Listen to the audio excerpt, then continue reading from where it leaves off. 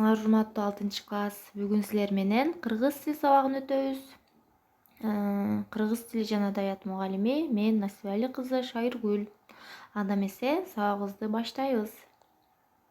Сабактын темасы абзац, анын текст түзүүдөгү мааниси. Эреже, көңүл бурабыз балдар. Сүйлөп жаткан адам өзүнүн оюн башкаларга толук жеткиликтүү түшүндүрүү үчүн бир ойдон экинчи жаңы ойго өтүп турат. Ал ойлор жалпы бир темага бириктирилет. Ошол жалпы теманын майда бөлүктөрү микротема деп аталат. Микротема бир нече сүйлөмдөр аркылуу туюндурулат. Ошол микротемага бириккен тексттин бөлүктөрү абзац деп аталат.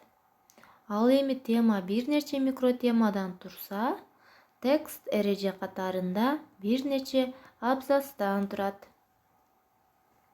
Абзац тексттин башындагы кемтик же башталган бир ой менен экинчи ойдун ортосундагы текст. Тактап айтканда, тексттеги жаңы ойдун башталышы. Бул сөз немец тилинен алынып, бизче чегинүү дегенди билдирет. Абзацты Z белгиси менен белгилейбиз. Мисалы, чет тилде таза сүйлөгүңүз келсе, аны бала кезиңизде үйрөнүү зарыл экен. Окумуштуулар чет тилди кайсыл жашка чейин окуса, аны эне тилинде өздөштүрөрүн аныктап чыкты.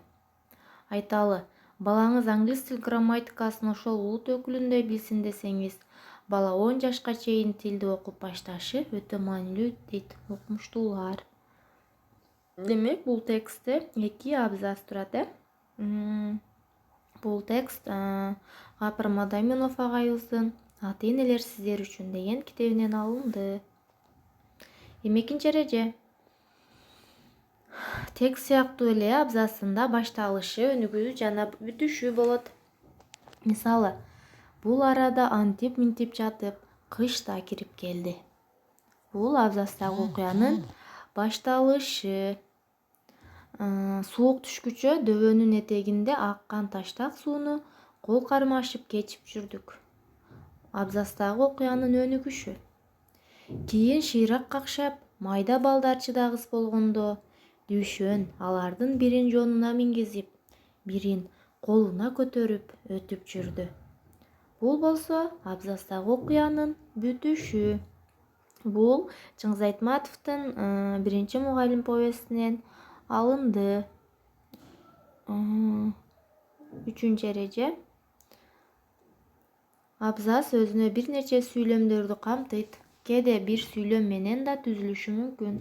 Мисалы, кыргыз элинин озеки чыгармачылыгынан тамсилдерди көп учуратууга болот.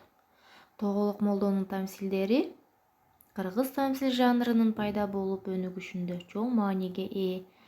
Демек, бул жерде байкасаңар абзац бир эле сүйлөмдөн туруп атат. Бышыктоо. Теңерде 49 көнүгүүнү аткарабыз. Алган билимди бышыктоо көнүгүүсү. Текстти окуп чыгасыңар, андан кийин текстти абзацтарга ажыратасыңар. Экинчи абзац канча сүйлөмдөн түзүлөт эле, ошону айтып бересиңер. Эми көнүгүү силерге түшүнүктүү болдубу? Түшүнүктүү болгон болсо, үй тапшырмасы.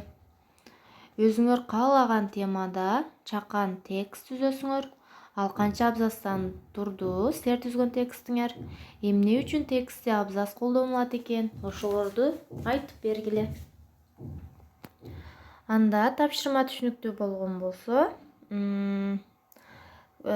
силерге көңүл бурганыңар үчүн чоң рахмат. Кийинки сабакта жолугушканча.